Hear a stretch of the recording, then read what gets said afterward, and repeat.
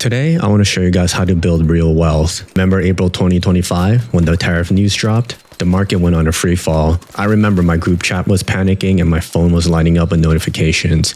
And I was sitting there looking at my brokerage account and thinking, this is exactly what I've been waiting for. You want to know why? Because it's the contrarian edge. And today I want to show you what I think about it, specifically a strategy I call the one-year loser approach. The idea is pretty simple. While everyone else is chasing what's hitting all-time highs, the AI hype, the momentum stocks, the Mag 7, I'm scanning the bargain bin. Companies that the markets have punished over the last 12 months, the high-quality business is trading at scary prices. I'll show you how to tell the difference between a temporary discount and a permanent decline, and I'll show you why the boring, patient approach, not chasing the quick flips, is actually how you build real wealth. So let me tell you about April 2025. Trump announced the tariffs, the markets plunged, everyone was panicking and selling everything, hiding cash and watching the news with wide eyes. I actually did the opposite. I opened my brokerage account and bought. Every paycheck that month went into Google, VOO, and a few others. I didn't try to time the bottom, but I slowly tried to buy.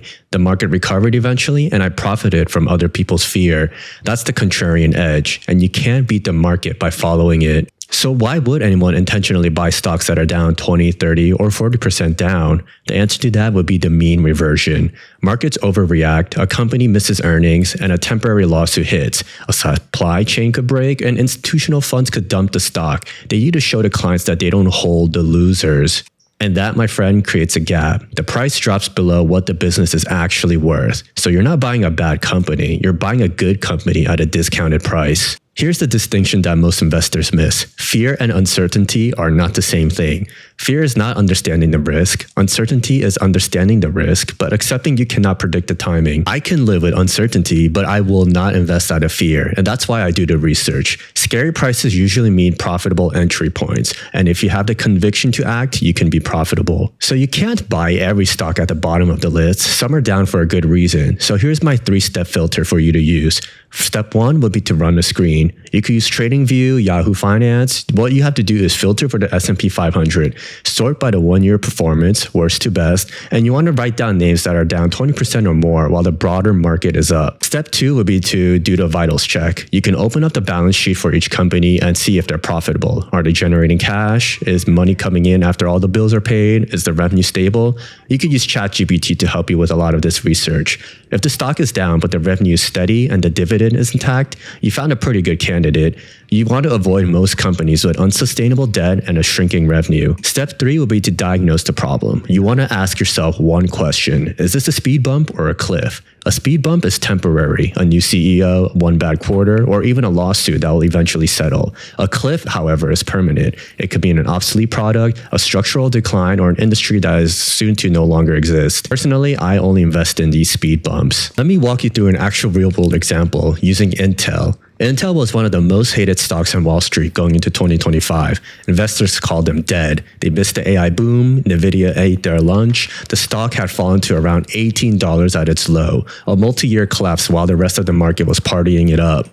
So to look at this, step 1, Intel appeared at the top of the one-year loser list. Step 2, it was still profitable, still generating billions in free cash flow, still paying a dividend, and the balance sheet was sort of intact.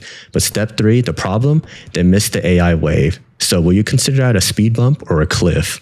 The market started answering that question. Intel proved their 18A manufacturing process works. They signed a deal with AWS for custom AI chips. They joined Elon Musk's Terafab project. Google actually signed a multi-year Xeon contract, and Nvidia took a $5 billion equity stake. Now, from that $18 low, that stock has run up over 240% to above $61. And that's not a typo, 240%.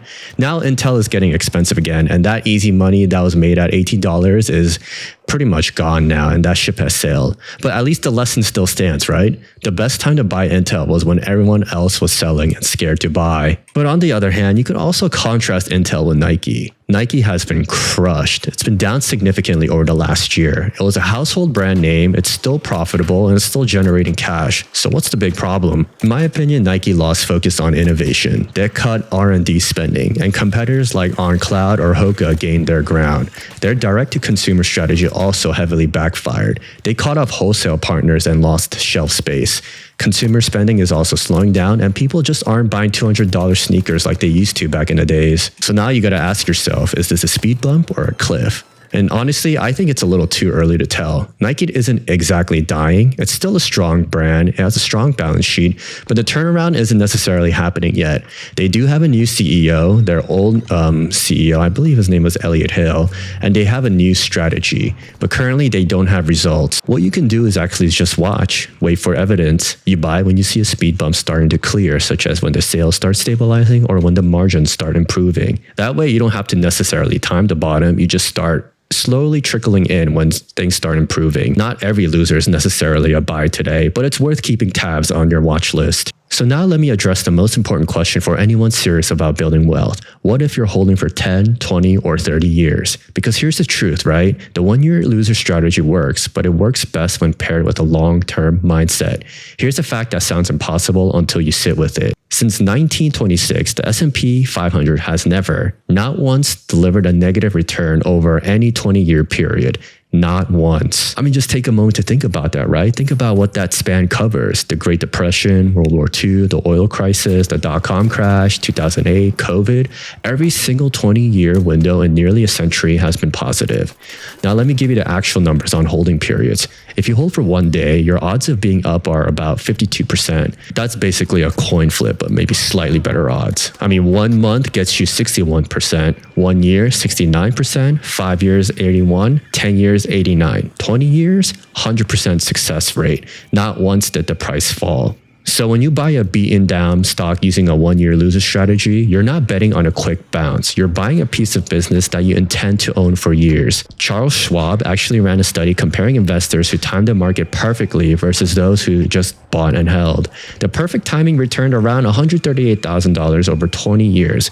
Buying immediately and holding, it returned around $127,000. So that's only about 8% less. And that's without the stress of trying to predict the bottom, which is incredibly difficult to do, by the way. I mean, here's one thing that really gets to me, right? If you invested $10,000 in the S&P 500 at the absolute peak just before the 1929 crash, literally the worst time in the market history, mind you, and held for 20 years, you still made money. If you invested at the peak of the dot-com bubble in 2000, right before the 3 straight years of losses, if you held through the whole period of 19 years, you would still return 146% return. The market punishes impatience. It rewards those who can sit still while others panic. The one-year loser list is your screening tool, your entry point, right? But your holding period is what turns a good pick into a life-changing wealth. And don't let a temporary speed bump convince you to sell a great business. But I will caveat this by warning you about the biggest risk of this strategy, which is the value trap. A value trap is a stock that looks cheap on paper, such as a low PE ratio. It's down 80% from its highs, but it's actually a ticking time bomb. You buy it thinking you found a bargain, but instead it flatlines, or worse, it keeps falling. Let me give you a real-time example of a stock that investors are actively debating as either a value trap or a generational buying opportunity, which is PayPal. PayPal has fallen over 80% from its all-time highs. That is not a dip. That's actually a collapse. The stock trades at a forward PE of roughly 7.5x. Cheaper than the broader market and cheaper than its own history. Cheaper than almost any other large cap fintech. On paper, it looks like a bargain, right? But here's where the value trap debate gets interesting. The bear case is it's a trap argument. PayPal's branded checkout business, the core pay with PayPal button you see online, it grew only 1% in Q4 2025. Competitors are eating their lunch. You have applications like Apple Pay, Google Pay, Block's Cash App, Aiden, Stripe. They're all taking market share. The company issued weak guidance for 2026. They warned of a decline in transaction margin dollars. Analysts call 2026 another transition year. On top of all that, they just announced a surprise CEO change, leadership uncertainty on top of an operational uncertainty. So now you have the bears that say the business is broken, the moat is gone, this isn't a speed bump, this is a slow cliff. The bull case is, it's a gift argument. You run the 3-step filter, right? PayPal's down over 80% from its highs. It appears near the top of any loser list. Step 2, it's still highly profitable, generating billions in free cash flow, still buying back stock. They announced the new $15 billion share repurchase program. The balance sheet is clean. And step 3, is this a speed bump or a cliff? The bulls argue it's a deep speed bump. Why, you may ask? First, the problems are known and priced in. The bad news is already reflected in the 80% drop. Second, the parts of the businesses that are growing get overlooked. Venmo revenue grew 20% in Q4. The total payments volume was up 6%. Third, there was a potential catalyst, a new CEO, even takeover rumors that Stripe or Amazon floated as potential buyers. And fourth, a 7.5x earnings. You don't need a home run. You just need the business to not fall apart. So what's the verdict? Is this a speed bump or a cliff? Honestly, it's a little too early to say with uncertainty, and you, of course, have to do your own research. But this is another perfect example of, is this a value trap or a really good value? PayPal is not a dying company. They're not going bankrupt. They have a strong balance sheet, a trusted brand, and hundreds of millions of active users. But their core business is under genuine pressure, and competition is fierce, and growth has slowed. The path to recovery is uncertain. If anything, I would probably call this a deep speed bump, but a recovery could take years and not months.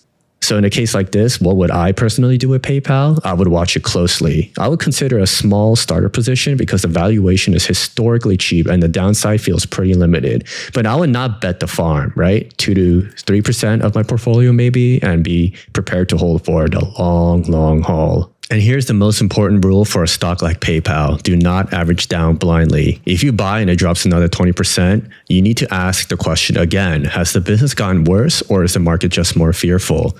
If the business is deteriorating, branded checkout continuing to shrink, margins compressing further, then you may be holding on to a value trap. But if the business is stable and the price is just reacting to sentiment, that's when you add. That's the difference between investing in value traps and investing in value.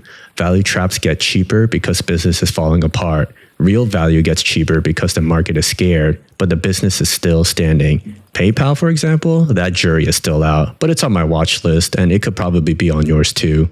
So let me give you the 5 quick things to watch for when you're trying to avoid value traps. First, always ask, why is this cheap? If you can't find a clear, convincing answer, don't buy. The market is usually right about failing companies. Second, look for profits without cash flow. A company can report earnings growth while bleeding cash. If profits are rising but actual cash coming in isn't, you just walk away. Third, watch for a dying industry. Some stocks trade at a low valuations, not because they're undiscovered, but because investors see what's coming, a long, slow decline. Think Blockbuster, for example, or Kodak, industries that are structurally shrinking. Fourth, too much debt is a red flag.